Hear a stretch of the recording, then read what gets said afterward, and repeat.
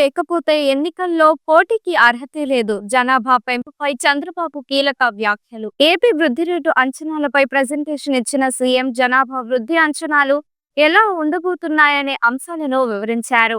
స్థానిక సంస్థల ఎన్నికల్లో పోటీకి కనీసం 2 పిల్లలు ఉండటం తప్పనిసరి చేయాలనే ఆలోచనలో ఉన్నామని, గతంలో 2 కంటే ఎక్కువ వద్దని చెప్పారు. ఒకప్పుడు జనాభా నియంత్రించాల్సిన అవసరం ఉందని చెప్పిన సీఎం చంద్రబాబు కొన్నేళ్ల నుంచి జనాభా పెరగాల్సిన అవసరం ఉందని పదే పదే చెబుతున్నారు. కార్యక్రమం ఏదైనా ఈ విషయాన్ని ప్రముఖంగా ప్రస్తావిస్తున్నారు. జనాభా పెరగాల్సిన అవసరం ఉందని, ప్రజలంతా ఈ విషయాన్ని సీరియస్ గా తీసుకోవాలన్నారు. తాజాగా ఏపీ వృద్ధి రేటు అంచనాలపై ప్రెజెంటేషన్ ఇచ్చిన సీఎం జనాభా వృద్ధి అంచనాలు ఎలా ఉండబోతున్నాయనే అంశాలను వివరించారు. స్థానిక సంస్థల ఎన్నికల్లో పోటీకి కనీసం 2 పిల్లలు ఉండడం తప్పనిసరి చేయాలనే ఆలోచనలో ఉన్నాం. గతంలో 2 కంటే ఎక్కువ పిల్లలు ఉన్నవారు అనర్హులని చట్టం తీసుకువచ్చాం. ఇప్పుడు కనీసం 2 పిల్లలు ఉండాలని కొత్త నిబంధన తీసుకురావాలని పరిశీలిస్తున్నామని అన్నారు. స్వర్ణాంధ్ర విజన్ 2047 ప్రణాళికతో ముందుకు సాగుతున్న చంద్రబాబు అప్పటి జనాభా అంచనాలు డేంజర్ బెల్స్ మోగిస్తున్నాయని అన్నారు. 2051 నాటికి ఏపీ జనాభా 5,42,00,000 మాత్రమే ఉంటుందన్న అంచనాలను ప్రస్తావించారు. ఇది ఒక రకంగా ప్రమాదకరమైన అంశమన్నారు.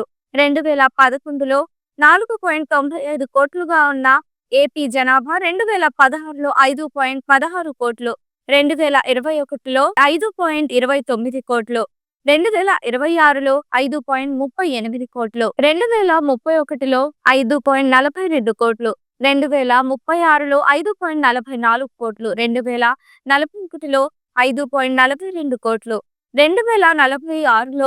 5.42 కోట్లు, 2051లో 5.41 కోట్లుగా ఉండొచ్చన్న అంచనాలను వివరించారు. 2031 నుంచి జనాభా తగ్గుదల మొదలు కావచ్చన్నారు. దేశ జనాభా సైతం 2051 నుంచి తగ్గుముఖం పడుతుందనే అంచనాలు ఉన్నాయన్నారు. జనాభా అనేది ఒక ఆస్తి అని, దాన్ని కూడా పెంచాల్సిన అవసరం ఉందన్నారు చంద్రబాబు. సంపదను సృష్టించే క్రమంలో జనాభాను నిర్లక్ష్యం చేస్తే పరిణామాలు తీవ్రంగా ఉంటాయని ఆందోళన వ్యక్తం చేశారు.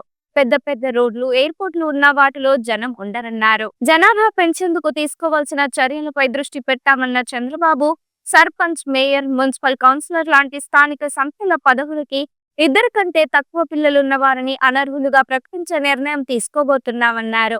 దీనిపై కసరత్తు జరుగుతోందన్నారు. ఈ వీడియో మీకు నచ్చినట్లయితే లైక్ చేయండి. మరికొన్ని లేటెస్ట్ న్యూస్ కోసం వెంటనే మన ఛానల్ ను సబ్స్క్రైబ్ చేయండి. ఈ వీడియోపై మీ అభిప్రాయాన్ని కామెంట్ రూపంలో తెలియజేయండి.